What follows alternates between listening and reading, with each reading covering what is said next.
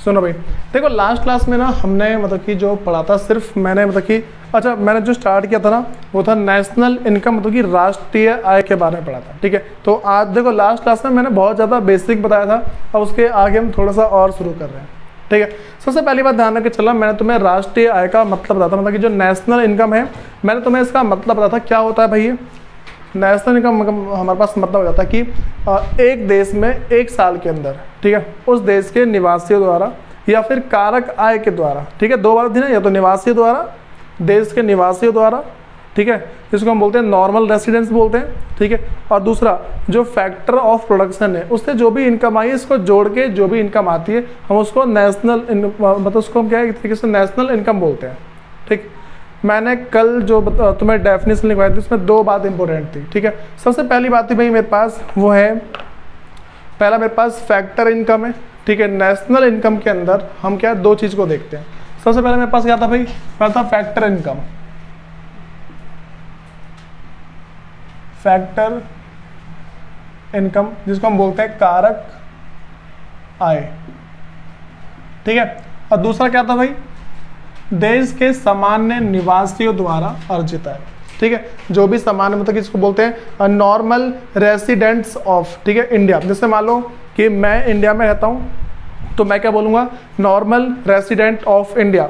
अगर मैं दुबई में रहता हूँ क्या बोलूँगा, नॉर्मल रेसिडेंट ऑफ दुबई। ठीक है, ये बातें पता लग रही है। देखो मैं अभी देखो हम ना इंडिया में रह रहे हैं तो हम इंडिया के हिसाब से पढ़ेंगे, बात समझ आ रही है।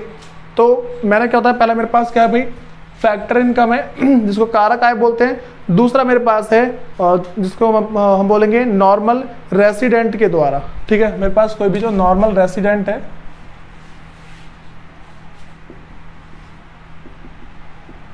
जिसको बोलते हैं सामान्य निवासी।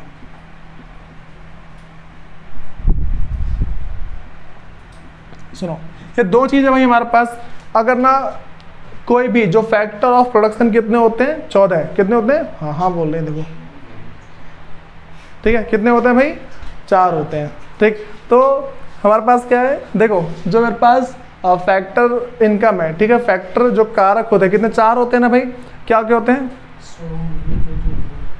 क्या दुआ वो, श्रम नहीं होता, श्रम होता है। ठीक है, सुनो भाई, तो मेरे पास क्या होता है, ये 4 इसके फैक्टर होते हैं।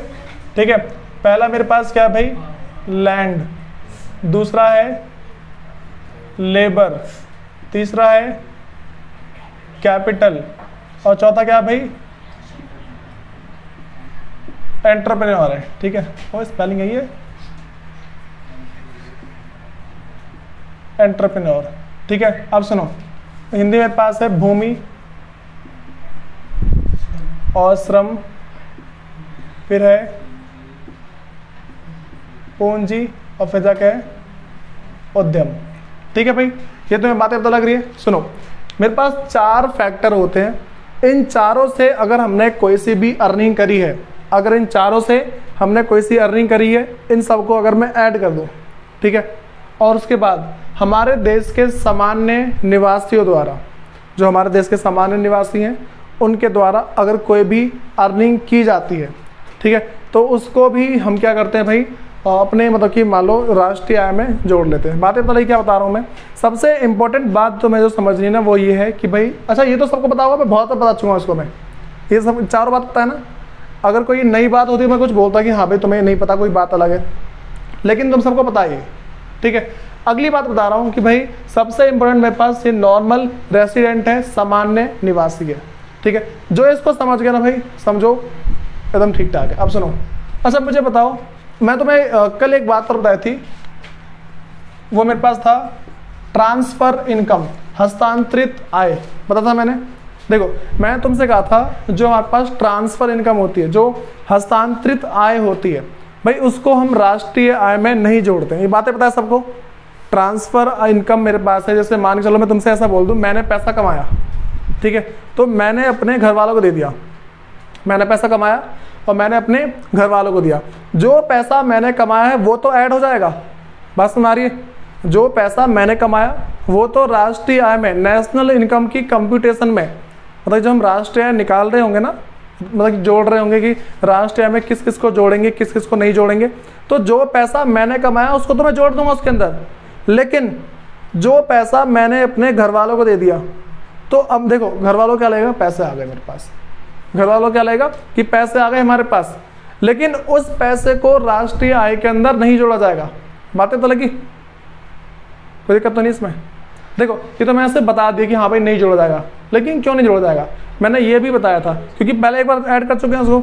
अच्छा क्या होगा अगर हम इसको जोड़ दे तो वो बिना नकली जीडीपी बढ़ेगी ना, बिना बात के जीडीपी बढ़ेगी। मैं तुम्हें एग्जांपल देता हूँ, मैंने बोला कि भाई चलो 10 लाख रुपए हैं, ठीक है 10 लाख है, मैंने 10 लाख कमाए, इसको एक बार ऐड कर दिया।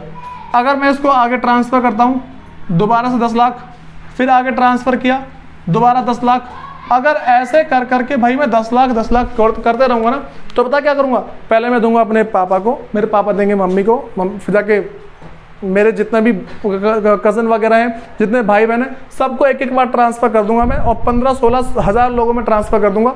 बढ़ गई हमारे देश की जीडीपी। ऐसे तो होगा फिर अगर ट्रांसफ़र करेंगे तो बातें पता लगी। तो भाई एक बात ध्यान रखके चलनी है, अगर कोई भी ट्रांसफरेबल इनकम है, मतलब कि कोई सी भी income which is transfer from one person to another person will not be add in computation of national income. Simple सी बात यह है कि अगर हमारे पास कोई भी हस्तांतरित आय है, ठीक है, हस्तांतरित आय को राष्ट्रीय आय की गणना में नहीं जोड़ा जाएगा। बात समझ में आ गई। मैं सिंपल एक लाइन लिख दे रहा हूं कि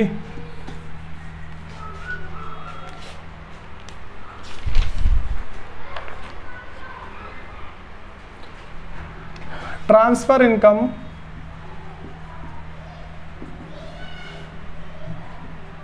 will not be added in computation of national income as it is already added once when it earned। ठीक है भाई, ये बातें तो लग रही है। मैंने क्या बताया कि transfer income will not be added in computation of national income. क्यों भाई? National income as it is already added once when it earn. ठीक है, इसको हम एक बार पहले ही ऐड कर चुके हैं जब इसको कमाया गया था। बात समझ आ गई। हिंदी में क्या लिखेंगे भाई कि हस्तांतरित आय या फिर हस्तांतरण आय। हस्तांतरण आय को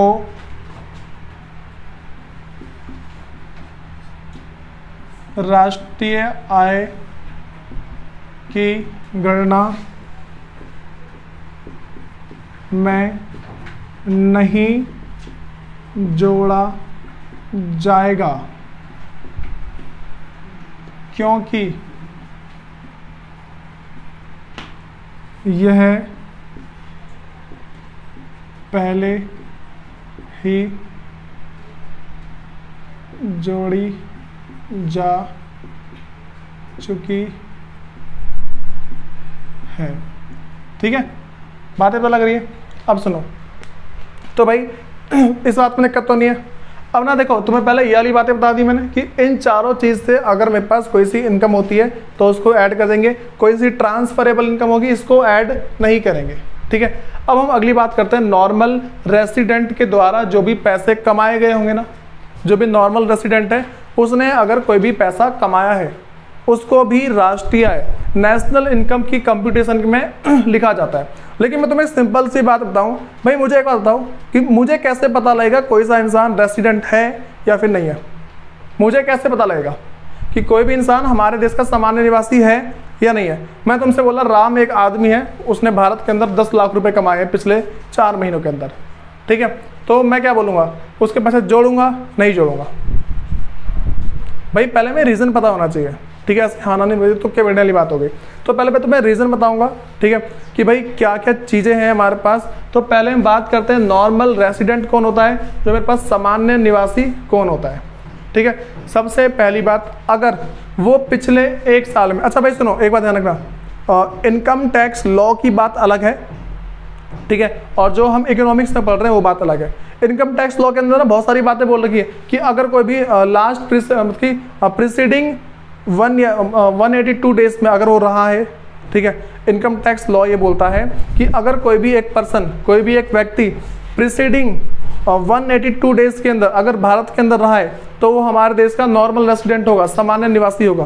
ये इनकम टैक्स की बात है, हम पढ़ेंगे इकोनॉमिक्स के हिसाब से।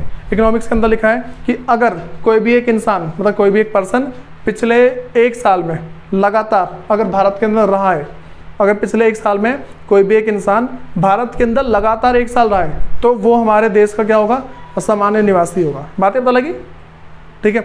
दूसरी बात ये भाई उसका इकोनॉमिक इंटरेस्ट, ठीक है, उसकी जो आर्थिक रुचि है वो भारत के अंदर होनी चाहिए।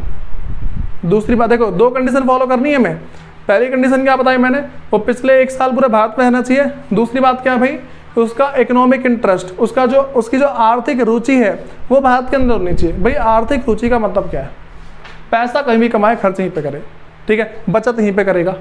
मान लो कि खर्च यहीं पे करेगा, बचत यहीं पे करेगा, जो काम करना है उसको पैसे का यहीं पे करेगा। ये नहीं कि यहाँ से कमा रहा है बाहर भेजा जा रहा है, ऐसा नहीं होना चाहिए। बात समझ आ गई, कोई दिक्कत तो नहीं इसमें। तो पहले मैं इसमें कंडीशन बता रहा हूँ कि भाई हम कैसे पहचानते हैं कि कौन इंसान हमारे देश का सामान्य निवासी है और कौन कौन हमारे देश का सामान्य निवासी नहीं है, ठीक है। तो सबसे पहली बात हम देखते हैं इसमें। भाई पहला मेरे पास है, हाँ भाई अंकित तो बताइए, हम कैसे पहचानते हैं कोई भी व्यक्ति हमारे देश का मतलब कि सामान्य निवासी है या नहीं, कैसे पहचानते हैं?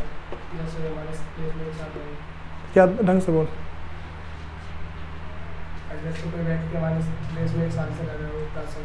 ठीक है, हाँ पहली बात। दूसरी बात क्या है, बोल दूसरा बोल भी था, बता।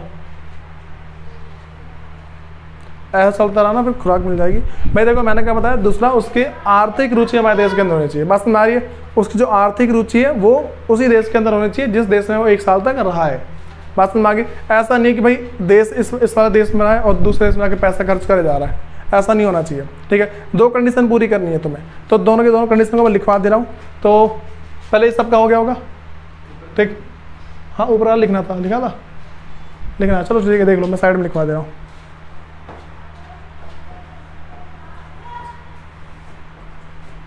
सबसे पहला भाई पहली कंडीशन हमारे पास जो है वो है कि person must be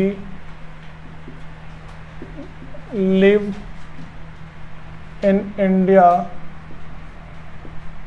for 1 year, ठीक है भाई। अच्छा ये ना पिछले साल में, ठीक है, ये क्या है, प्रीवियस ईयर। अच्छा सुनो, इसमें तुम्हें क्या ध्यान रख के चलनी है कि जो पर्सन है ना वो पिछले पूरे 1 साल में, अभी से लेके पूरे 1 साल तक, अभी से लेके पूरे 365 दिन तक वो भारत के अंदर रहना चाहिए, ठीक है। तो मतलब कि क्या है, व्यक्ति भारत में 1 साल तक निवासी हो, ठीक है भाई। दूसरी बात मेरे पास है, इसका जो इकोनॉमिक इंटरेस्ट है, हिज इकोनॉमिक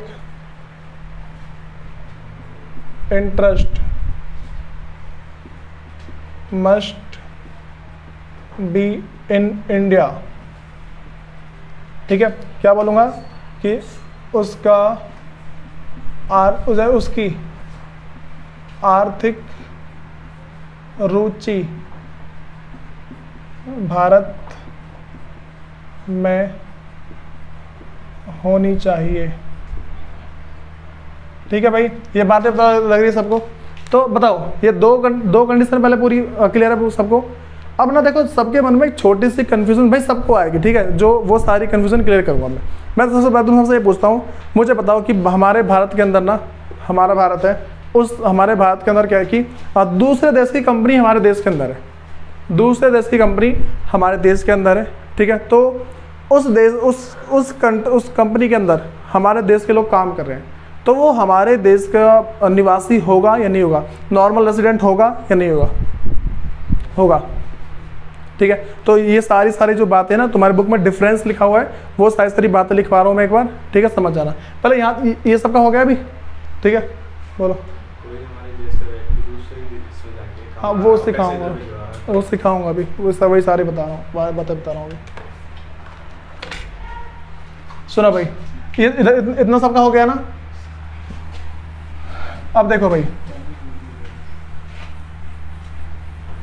मैं क्या बताने जा रहा हूँ कि हम जो है, अच्छा मैं तुम्हें ना सिंपल सी बात बोल रहा हूँ कि रेसिडेंट मतलब कि नॉर्मल रेसिडेंट ऑफ इंडिया और उसके बाद मेरे पास है नॉन रेसिडेंट ऑफ इंडिया, इन दोनों में डिफरेंस बता रहा हूँ। मतलब कि भारत का सामान्य निवासी और भारत के गैर निवासी, इन दोनों में अंतर बता रहा हूँ, ठीक है। तो भाई हेडिंग डाल लो यहाँ पे, ये वाला भी हो गया सबका।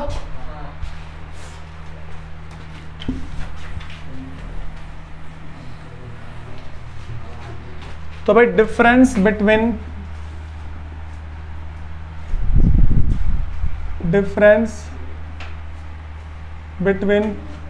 नॉर्मल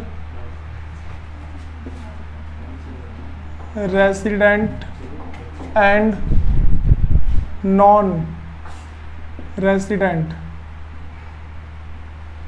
ऑफ इंडिया, ठीक है। अब इसको हम हिंदी में बोल सकते हैं कि भारत के सामान्य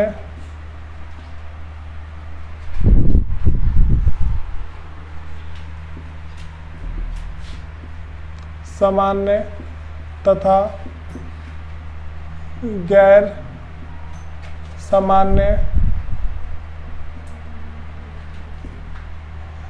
निवासी में अंतर। बताओ भाई, ये बातें पता लग रही है? पहले मैं टॉपिक क्या पढ़ाना चाह रहा हूँ, बातें पता लग रही है? सुनो, हाँ सीधा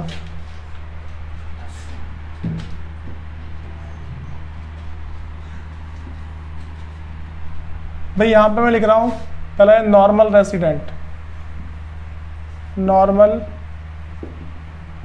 रेसिडेंट है, जिसको बोलूँगा सामान्य निवासी।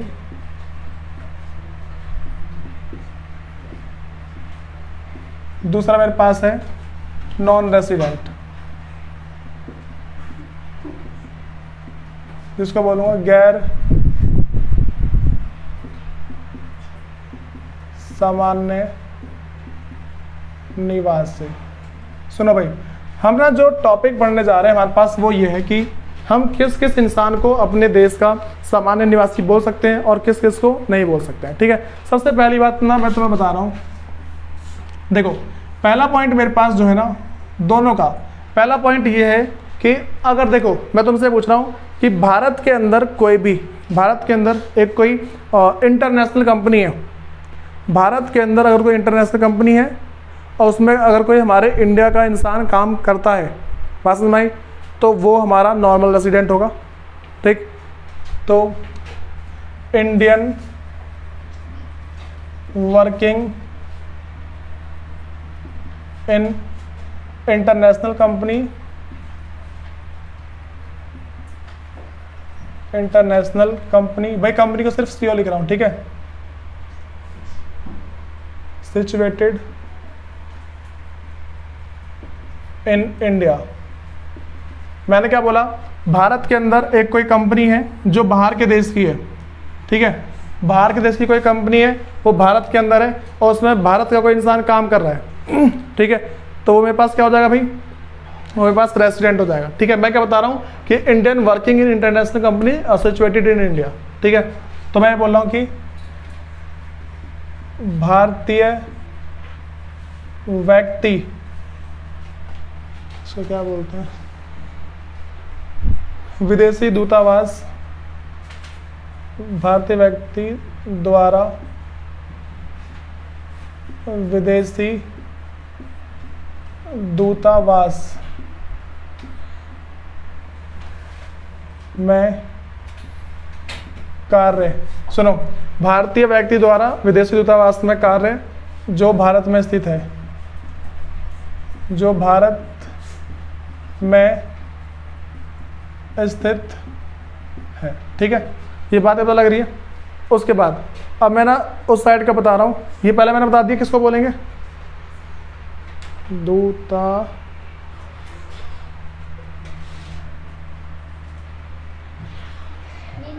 अच्छा इंटरनेशनल कंपनी, विदेशी दूतावास इंटरनेशनल कंपनी, ठीक है। मैं इसलिए उसके जस्ट नीचे लिखा था ये। अब सुनो भाई, उसके बाद ना मेरे पास ना इस साइड की बात करते हैं। दूसरा मेरे पास है कि मान लो कोई दूसरी कंट्री है, उस दूसरी कंट्री के अंदर मैंने क्या बोला भाई, जैसे मान लो कनाडा और जापान में स्थित भारतीय दूतावासों में काम करने वाला विदेशी, ठीक है। कोई दूसरी कंट्री है, उस कंट्री के अंदर, ठीक है, मैंने क्या बोला, कोई दूसरी कंट्री है और उस कंट्री के अंदर हमारे देश की एक कंपनी है, दूसरी कंट्री उसमें हमारी कंपनी, उसमें काम करने वाला कोई विदेशी, बात समझ आई, वो नहीं होगा। दूसरी कंट्री है, उस कंट्री में क्या है कि भाई हमारी कंपनी है, उस कंपनी में किसी दूसरे देश का इंसान काम कर रहा है। बातें पता लगी भाई? वैसे बुक है सबके पास, अरे यार लिखवाना पड़ेगा तो सारा। देखो मैंने क्या बोला, फिर छब्बा हो गया फिर बिना हाथ में। लिख लो भाई, लिखो, लिखना शुरू करो भाई, इस साइड का लिखना शुरू करना।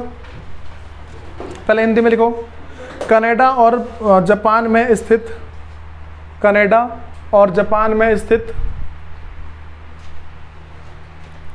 कनाडा और जापान में स्थित भारतीय दूतावासों में काम करने वाले विदेशी, भारतीय दूतावासों में काम करने वाले विदेशी, ठीक है भाई। मैंने क्या बोला, दूसरी मेरे पास कोई दूसरी कंट्री है, उस कंट्री के अंदर हमारे देश की कंपनी है, उसमें कोई विदेशी काम कर रहा है। बातें बताइए क्या बोल रहा हूँ? तो भाई उसको कोई भी क्या बोल देंगे, मेरे पास वो नॉन रेसिडेंट के अंदर आ जाएगा। तो भाई इंग्लिश में लिखो इसके अंदर, foreigner working in Indian embassies, Indian embassies in Canada and Japan, in Canada and Japan, foreigners working in Indian embassies in Canada and Japan, in Canada and Japan। ये वाली बातें तो लगे भाई। उसके बाद मेरे पास दूसरा है, वो है इसका सेकंड पॉइंट डाल लो, इस वाले का सेकंड पॉइंट, भारत में स्थित विश्व स्वास्थ्य संगठन WHO, ब्रैकेट में डालना है, भारत में स्थित विश्व स्वास्थ्य संगठन, इसके ब्रैकेट में डाल देना WHO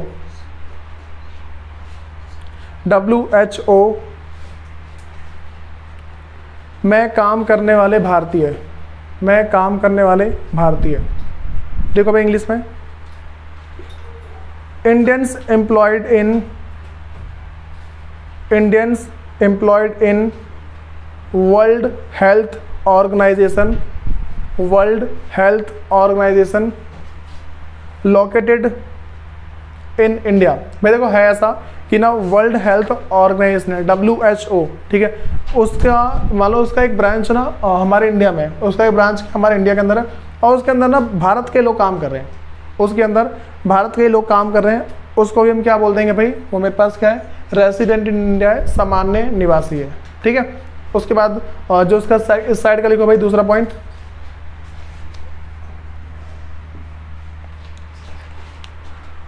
लिखो पहले हिंदी में, भारत में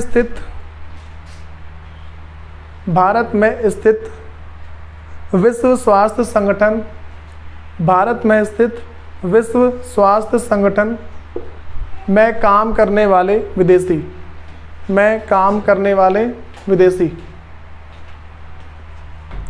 भारत में स्थित विश्व स्वास्थ्य संगठन में काम करने वाले विदेशी।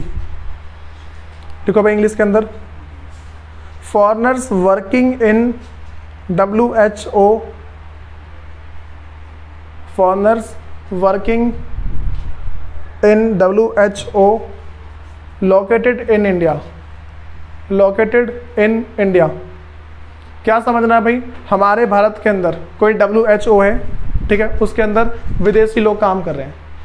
हमारे देश के अंदर WHO है, वर्ल्ड हेल्थ ऑर्गेनाइजेशन है, उसके अंदर विदेशी लोग काम कर रहे हैं, ठीक है, तो वो भी मेरे पास क्या आ जाएगा, नॉन रेसिडेंट आएगा। बताओ भाई, ये बातें क्लियर हो रही सबको, इसमें दिक्कत तो नहीं है? उसके बाद समझो उसके आगे भाई, इसके और बाकी डिफरेंस लिखोगे समझ के, इसके ना बाकी जो डिफरेंस लिख लेना, ज़्यादा कुछ है नहीं। अगर फिर भी डाउट निकलते हैं मैं सारे बता दूंगा दोबारा से, ठीक है, एक बार ना बताइए कर लेना, फिर जाके अगर कोई डाउट निकले तो मैं नेक्स्ट क्लास में उसको देख लूँगा। अब भाई एक ना हेडिंग डाल लो, मतलब कि आय की घरेलू तथा राष्ट्रीय अवधारणाएं। अब ना सबसे इंपॉर्टेंट टॉपिक शुरू होने वाला है। क्या हुआ, सुनो,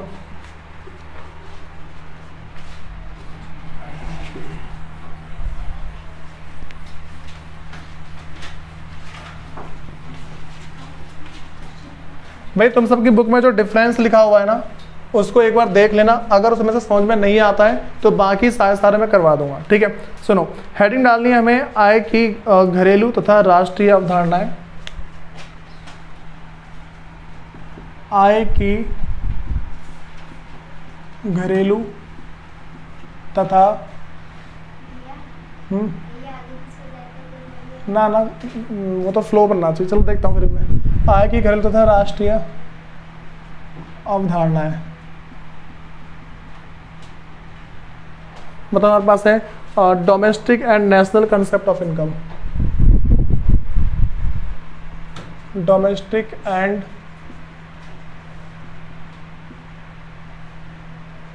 नेशनल कंसेप्ट ऑफ इनकम। भाई सुनो, हम जो टॉपिक पढ़ने जा रहे हैं ना, ये पढ़ने जा रहे हैं कि हम किस टाइम किसी भी देश की जो आय है उसको डोमेस्टिक और ये मान लो नेशनल बोल सकते हैं। ध्यान रख के चलना, हम जो है अगर राष्ट्रीय आय, अगर नेशनल इनकम को निकालते हैं, उससे पहले हमें घरेलू आय निकालनी होती है। बात समझ आ रही है?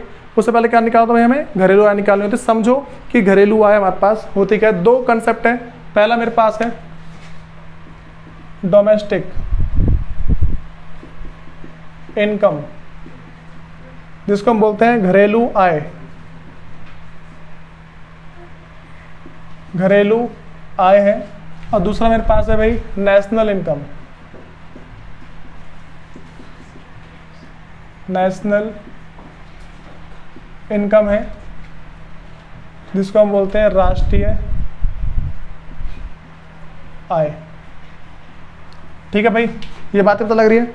हम पहले बात करते हैं, सुनो, कि डोमेस्टिक इनकम क्या होती है, पहले इसके बारे में बात करेंगे। उसके बाद हम बात करेंगे नेशनल इनकम क्या होती है, राष्ट्रीय आय क्या होती है। सुनो, सबसे पहली चीज भाई, तुम सबको एक बात पता होगी, हमारे देश के लोग दूसरे देश में आके काम करते हैं और दूसरे देश के लोग हमारे देश में आके काम करते हैं। ठीक है, तो होता ऐसा है कि जो हमारे देश के लोग दूसरे देश में जाके काम करते हैं वो वहाँ का पैसा यहाँ ले आते हैं, ऐसा होता है। और जो दूसरे देश के लोग हमारे देश में काम करते हैं यहाँ का पैसा वहाँ ले जाते हैं, ऐसे ही तो होता है। ठीक है, तो जो भी हम दूसरे देश से पैसा कमा रहे हैं, ठीक है, और जो वो सब हमारे यहाँ से पैसा ले जा रहे हैं, दोनों का जो डिफरेंस होता है ना, दोनों का जो अंतर होगा, तुमसे मैं सिंपल सा ऐसा बोल रहा हूँ कि भाई ये रहा हमारे पास इंडिया, ठीक है, और ये रहा अमेरिका। तो है ऐसा कि यहाँ से मैंने थोड़ा इसमें दो केस ले लेता हूँ। पहला केस जो भाई मेरे पास है ना, फर्स्ट केस ये है, लोग यहाँ से मतलब कि जो भारत के जो लोग हैं, ठीक है, भारत के लोग जो है वहाँ से पैसा जो यहाँ लेके आ गए, ठीक है, इंडियंस अमेरिका से यहाँ पे पैसा लेके आए 10,000 रुपये। कितना लेके आए भाई? 10,000 रुपये। तो और उसके बाद ना जो वहाँ के लोग यहाँ से पैसा अपने उधर ले गए, वो सिर्फ मान लो 9,000 रुपये है। कितना लेगा भाई? 9,000 रुपये। तो हमारे देश में कितने रुपए एक्स्ट्रा आ गए? 1,000 रुपये। ठीक है, तो ये जो 1,000 रुपये है ना, ये जो मेरे पास 1,000 रुपये है, इसको हम जोड़ देंगे, ऐड कर देंगे। ठीक है, हम क्या करेंगे, इसको ऐड कर देंगे किस में जाके? डोमेस्टिक में,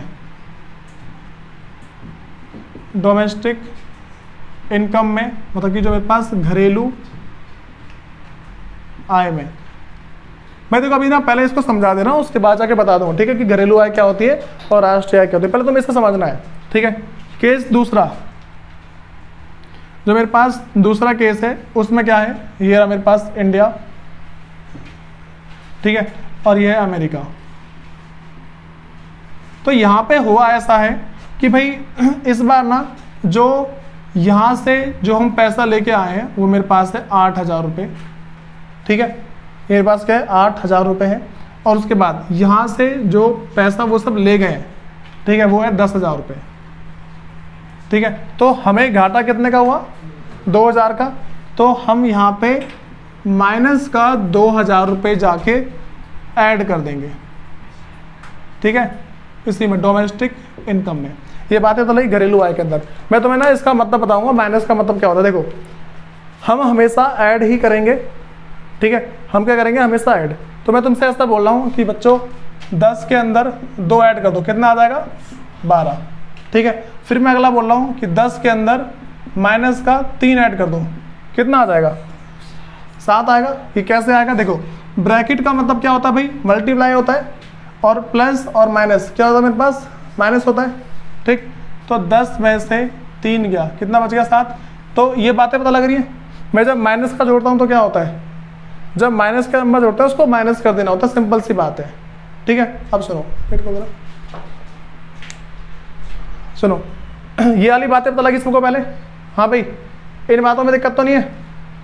अब ना मैं आता हूँ इसके ऊपर, सुनो डोमेस्टिक इनकम क्या होती है, घरेलू की आय क्या होती है। जब एक ही देश के जो फैक्टर ऑफ प्रोडक्शन है, ठीक है, जब एक देश की कारक आय को, एक देश की कारक आय को जब आपस में जोड़ दिया जाता है, कौन कौन से 4 है ना, अगर उन चारों को जोड़ दिया जाता है ना, तो जो मेरे पास इनकम आती है, जो हम कंप्यूट करते हैं उस टाइम, उसे हम क्या बोलते हैं, डोमेस्टिक इनकम, घरेलू आय बोलते हैं। बात समझ में आ गई, बता रहा हूँ। देखो मेरे पास क्या 4 फैक्टर है ना, land plus labour plus capital और प्लस एंटरप्रेन्योर, ठीक है। क्या लिखा है यार, ये 4 चीजें, श्रम, भूमि, पूंजी, उद्यम। अगर इन चारों को जोड़ दिया जाए, इन चारों की अगर इनकम को जोड़ दिया जाए ना, तो वो क्या निकल के आएगी भाई, मेरे पास घरेलू आय। बात में आ गई।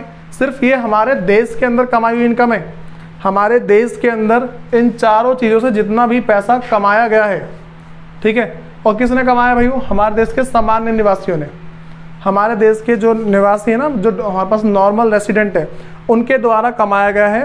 तो जो भी ये पैसे कमाए जाते हैं सिर्फ हमारे देश के अंदर कमाए गए हो, उसको हम क्या बोल देंगे, डोमेस्टिक इनकम बोलेंगे, ठीक है। अब सुनो, अब जैसे ही ये जो देशों के बीच में जो हुआ था ना, देशों के बीच में जैसे ही हुआ, अगर मैं जैसे ही इस इनकम को इस डोमेस्टिक में जोड़ देता हूँ, बात समझ आ रही है, तो हम कहाँ पहुँच जाते हैं, नेशनल इनकम में। बातें पता लगी। जैसे ही मैं घरेलू आय में वे जो विदेशों से जो भी पैसे हमें मिलते हैं ना, देखो पहले केस में 1,000 रुपये हमें मिल गए थे, दूसरे में चले गए, तो पहले मैं 1,000 रुपये ले रहा हूँ, ठीक है। मान के चल रहा हूँ कि यहाँ से जो कमाया ना, वो मेरे पास है 10,000 रुपये। कितने कमाया भाई, 10,000। तो हमारे देश की घरेलू आय कितनी है, जो डोमेस्टिक इनकम कितनी है भाई, 10,000 रुपये, ठीक। अगर इस 10,000 में मैं ये जो विदेशों से जो मिले हैं, मतलब कि दूसरे देशों के साथ जो भी काम करके हमें जो पैसे मिले हैं, अगर इस 1,000 रुपये को मैं इस 10,000 में जोड़ दूँ, इस 1,000 रुपये को अगर मैं इस 10,000 में जोड़ दूंगा ना, तो जोड़ने के साथ ही मेरे पास किस में बदल जाएगा, वो राष्ट्रीय आय में, नेशनल इनकम में कन्वर्ट हो जाएगा। बातें पता लगी क्या बोल रहा हूँ मैं। देखो एक बार बता रहा हूँ मैं, मेरे पास क्या है कि यहाँ पे घरेलू आय है, घरेलू आय है, मतलब कि डोमेस्टिक इनकम है।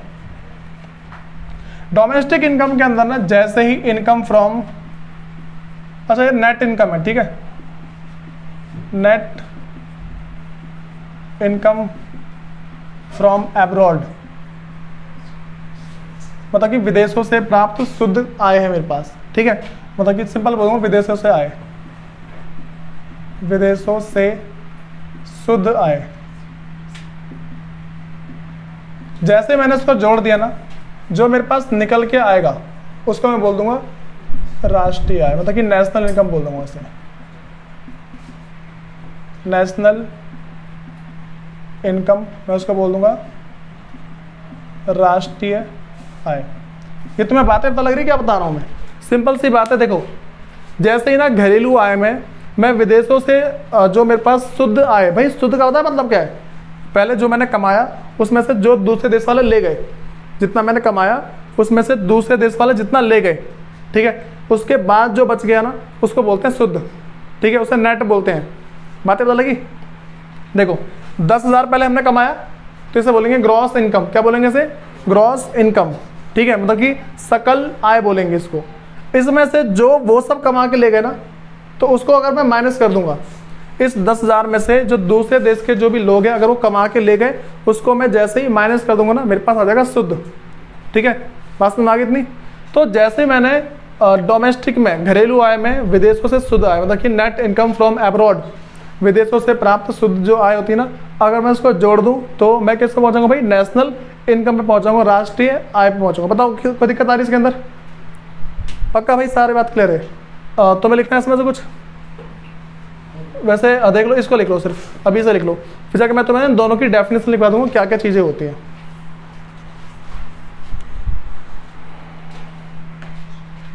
थोड़ा स्पीड में लिखो उसे।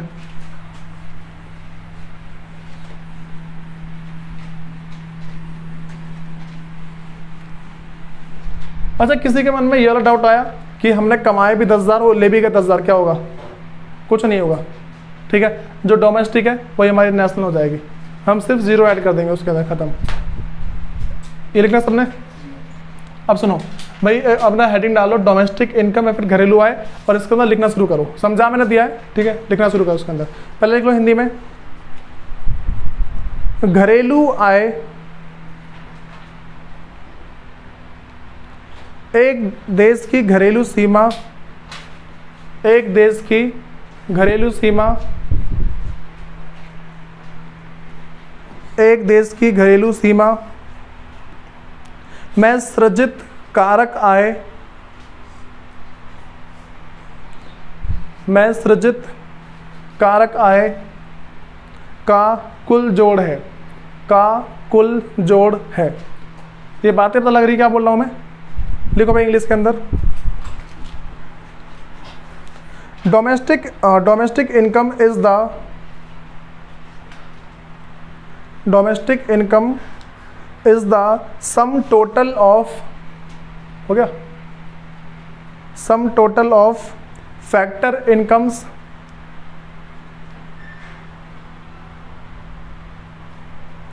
Factor incomes generated with in the domestic, generated within the domestic territory, domestic territory of a country, domestic territory of a country। ये वाली बात पता लग गई? अब सुनो भाई, मैंने तुम्हें क्या बताया कि नेशनल इनकम के अंदर क्या क्या देखा जाता है, जो हमारी नेशनल इनकम होती है। देखो भाई, ये ना जो मैंने तुम्हें माइनस करके बताया था ना, ये बाद की बात है, ठीक। लेकिन सबसे पहले हम क्या देखेंगे कि लोगों ने कितना कमाया है हमारे देश के अंदर, भले ही वो हमारे देश का निवासी हो या ना हो। बातें पता लगी? हमारे देश का निवासी हो चाहे ना हो, जितने भी लोगों ने हमारे देश में पैसा कमाया है ना, उन सबको हम जोड़ देंगे, ठीक है। फिर जाके जो बाहर के लोग हैं, उन सब ने जितना पैसा कमाया उनको वापस दे देंगे, ठीक है। तो वो मेरे पास है कि चला जाएगा। इसके नीचे ना हैशटैग डाल लो और लिखो, पहले हिंदी में लिख लो, चाहे वह सामान्य निवासी द्वारा, चाहे वह सामान्य निवासी द्वारा सृजित की गई हो, चाहे वह सामान्य निवासी द्वारा सृजित की गई हो या गैर निवासी द्वारा, या गैर निवासी द्वारा। लिखो भाई, no matter who generates it, normal resident और नॉन रेसिडेंट, नॉर्मल रेसिडेंट और नॉन रेसिडेंट। ये बातें पता लगी सबको क्या बता रहा हूँ मैं? हाँ भाई, इसमें दिक्कत तो नहीं है। मैंने क्या बोला, हमारे देश के अंदर भले ही किसी ने भी पैसा कमाया हो, भले ही किसी ने पैसा कमाया, जब मैं डोमेस्टिक इनकम निकालना होता है ना, जब घरेलू आय निकालना होता है, मैंने क्या बोला कि अगर मैं डोमेस्टिक इनकम की कैलकुलेशन कर रहा हूँ तो इस डोमेस्टिक इनकम की कैलकुलेशन के अंदर ना मैं दो चीज़ों को देखता हूँ, ठीक है। हमारे देश में जितने भी इंसान काम कर रहे हैं ना, हमारे देश के अंदर जितने भी इंसान काम कर रहे हैं, उन सब ने जितना भी पैसा कमाया है, उन सबको अगर मैं जोड़ दूँ, उसी को हम बोलते हैं डोमेस्टिक इनकम। बातें तो लगी। हमारे देश के अंदर जितने भी लोगों ने पैसा कमाया है, भले ही वो मेरे पास सामान्य निवासी हो, ठीक है, सामान्य हो या फिर गैर,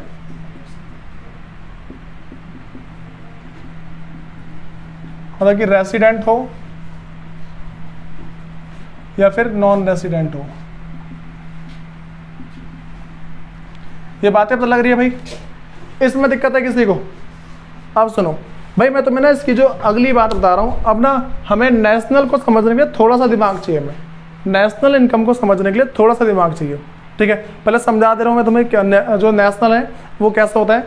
जो हमने ये जो पैसे कमा लिए ना, ये जो दो भी मेरे पास है, ये दोनों पैसे कमा लिए, एक ये वाला और एक ये हमारे देश के अंदर वाला ने, हमारे देश के अंदर जो भी पैसे कमाए, तो मान लो सामान्य निवासी ने कमाए 10 लाख रुपए, ठीक है, और जो गैर सामान्य है उसने कमाया सिर्फ 10,000 रुपये या फिर 1 लाख मान लो इसे, ठीक है। इसने कितना कमाया भाई? इसने 1 लाख रुपए कमाया। तो जो हमारे देश के निवासी है 10 लाख, जो नहीं है उन्होंने 1 लाख, टोटल कितना हो गया मेरे पास? 11 लाख रुपए। तो हमारे देश की जो डोमेस्टिक इनकम है वो कितनी आ रही है? 11 लाख रुपए आ रही है, ठीक है। अब जैसे हमारे पास हमारे देश के अंदर दूसरे देश के लोगों ने पैसा कमाया, इस पैसे को अपने देश ले जाएंगे वो, ठीक है। और वैसा ही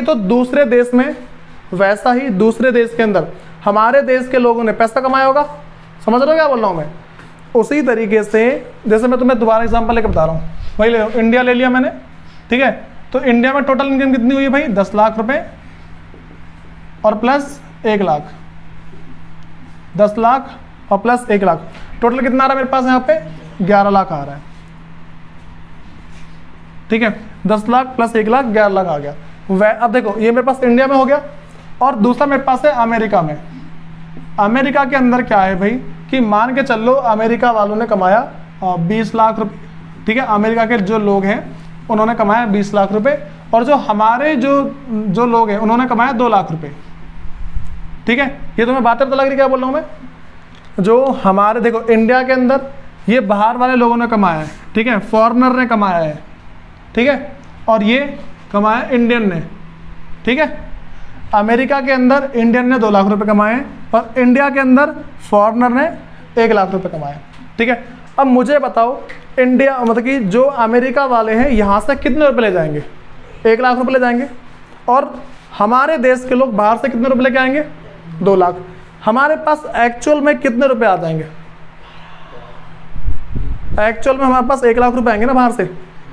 बात समझ नहीं? देखो 1 लाख रुपए चले गए और 2 लाख रुपए आ गए, तो हमारे पास कितने आ गए? 1 लाख रुपए, ठीक है। बातें तो लगी। हमारे पास कितने रुपए आ गए? 1 लाख रुपए आ गए। तो देखो 10 लाख, बात समझ आ रही है? देखो मैंने क्या बताया मेरे पास। अच्छा ये देखो जो नेशनल है ना, नेशनल के अंदर 2 चीज़ें आ जाएगी। पहले जो हमारे देश की आय है, हमारे देश की टोटल आय कितनी है? 11 लाख। टोटल मेरे पास तो 11 लाख हुए ना, ठीक है। तो इस 11 लाख में ये जो मेरे पास 11 लाख रुपए है, इस 11 लाख रुपए में से मैं क्या चीज़ जोड़ दूंगा और क्या चीज़ हटा दूंगा? देखो 1 लाख रुपए पैसे जोड़ रखे ना, 1 लाख पैसे जोड़ रखे। चलो देखो मैं तो सिंपल भाषा में बता रहा हूँ ना, ये ले लिया मैंने 10 लाख रुपए, इसमें मैंने क्या ऐड किया होगा? 2 लाख रुपए ऐड किया होगा। बातें तो लगी। मैंने इसमें क्या ऐड किया? 2 लाख रुपए, और माइनस कितने कर दूंगा? 1 लाख। क्यों ऐड करूंगा भाई? क्योंकि दूसरे देश के लोग कमा के लेके चलेगा वो, ठीक है। तो इसमें से 1 लाख रुपए कर दो माइनस, तो कितने आ गए? 11 लाख। तो ये जो मेरे पास है ये क्या आ गई भाई? ये आ गई नेशनल इनकम, राष्ट्रीय आय, ठीक है भाई। बता अमाउंट मैंने ऐसा ले लिया, वरना कोई दिक्कत नहीं आती। मैं अगर यहाँ पर 3 लाख ले लूँ ना तो थोड़ा ढंग समझ में आ जाए, ठीक है। मैं एक बार 3 लाख लेके बता रहा हूँ। यहाँ पे मान लो हमारे देश के लोगों ने कमाया 3 लाख रुपए, ठीक है, कितना कमाया भाई 3 लाख रुपए कमाया। तो बताओ बाहर से हमारे देश में कितने रुपए आ गए 3 लाख रुपए आ गए, और हमारे पास से कितने चले गए 1 लाख, ठीक है। तो अब कितना आता है यहाँ पे 12 लाख। बातें पता लग रही क्या बता रहा हूँ मैं। तो भाई ये चीज़ हमें समझनी है, मतलब कि जो बोलो चला नहीं जाएगा ये, यहाँ पे मैं 10 लाख तो लिया है। देखो भाई हमारे देश के लोगों ने कमाए 10 लाख रुपए, ठीक। उसके बाद बाहर से हमारे पास कितने रुपए आए 3 लाख, हमारे पास से कितने चले गए 1 लाख। बातें तो लगी, जो बचा हुआ है वो। भाई कॉमन सेंस लगाओ, मैं हूँ, ठीक है, एक मेरा दोस्त है, मैंने कमाए, मतलब कि क्या बोलूँ मैं, देश का एक एग्जाम्पल, दोस्तों को समझा सकता भाई, देश तो मैं समझा सकता है, दोस्तों में चलेगा नहीं है। देखो ये बातें पता लगी नहीं लगी भाई, जिसको नहीं लगी ना एक बार वीडियोस की देख लें, ठीक है। दोबारा से सुनो, ये सबको क्लियर है। अब मैं तुम्हें ना भाई दूसरा नेशनल इनकम के बारे में इसकी जो डेफिनेशन है वो लिखवा रहा हूँ, समझो क्या इसके अंदर। इस हेडिंग डाल लो नेशनल इनकम, राष्ट्रीय आय, इसके अंदर लिखना शुरू करो।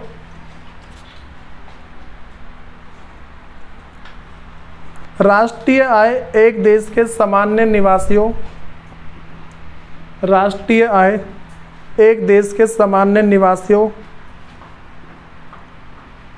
द्वारा सृजित कारक आय, सामान्य निवासियों द्वारा सृजित कारक आय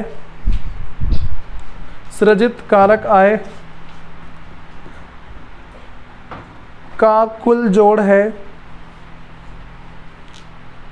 का कुल जोड़ है। नीचे हैशटैग में डाल लो, चाहे वह घरेलू सीमा में सृजित की गई हो, चाहे वह घरेलू सीमा में सृजित की गई हो, या इसके बाहर, या इसके बाहर, ठीक है।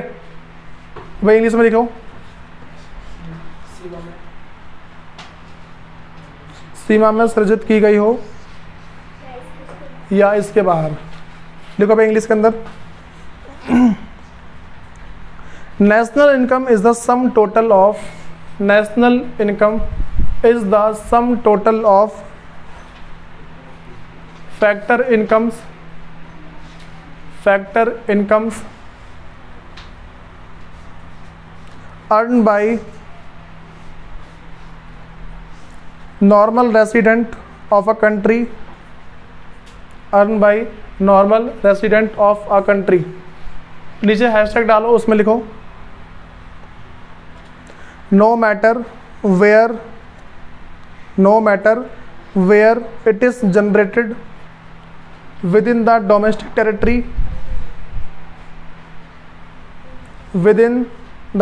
territory, or outside।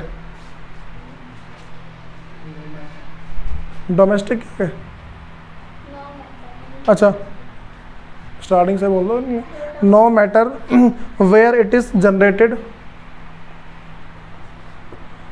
Within the domestic territory,